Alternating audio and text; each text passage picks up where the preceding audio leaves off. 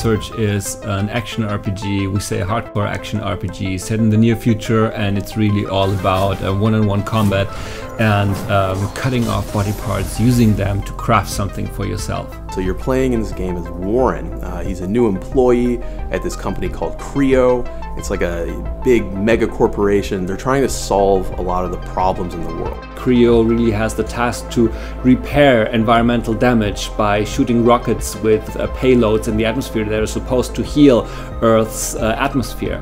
And Warren has just gotten a job here. So he's showing up for work for his first day. Things are a little mysterious, a little strange, but it's okay. He really needs the work. He gets his industrial exoskeleton applied to him, but something goes really wrong.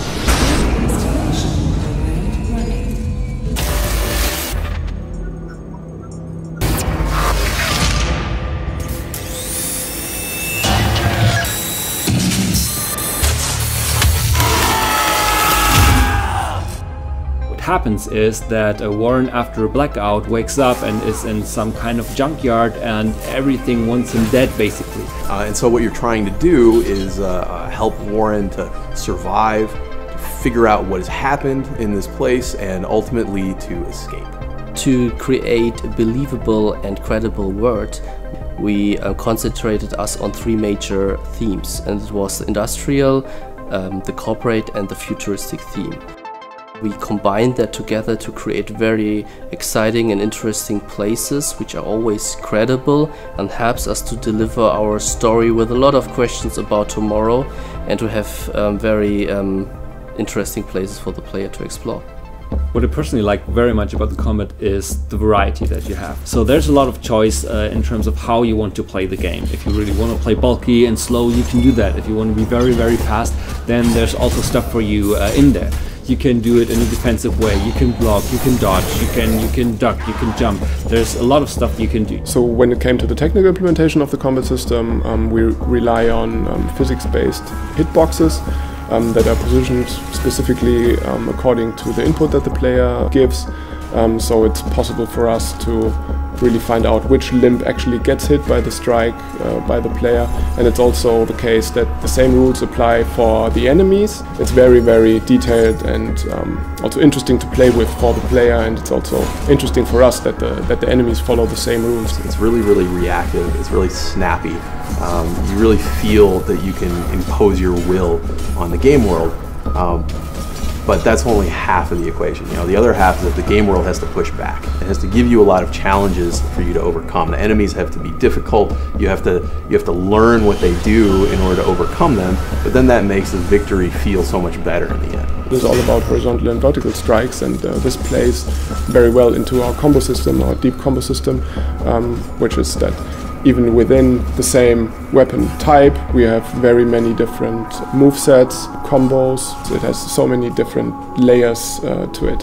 Where you strike on the enemy really makes a big difference in your combat. Of course, that wouldn't work out so well unless you're actually able to target specific body parts, which luckily is a main feature in our game. So you see an enemy, some of his body is armored, some of it's not armored, and then you get to decide, am I going to attack him in a vulnerable area and go for the kill, or am I going to attack him in an armored protected area, damage that armor, chop his limb off, loot it, and then go craft it for myself. That doesn't feel like you're just some overpowered superhero slashing people away or something. We don't have that, and we don't want that. We want really this engagement, this fear in the fight, and the reward is something you take from your enemy in a maybe sometimes very brutal way.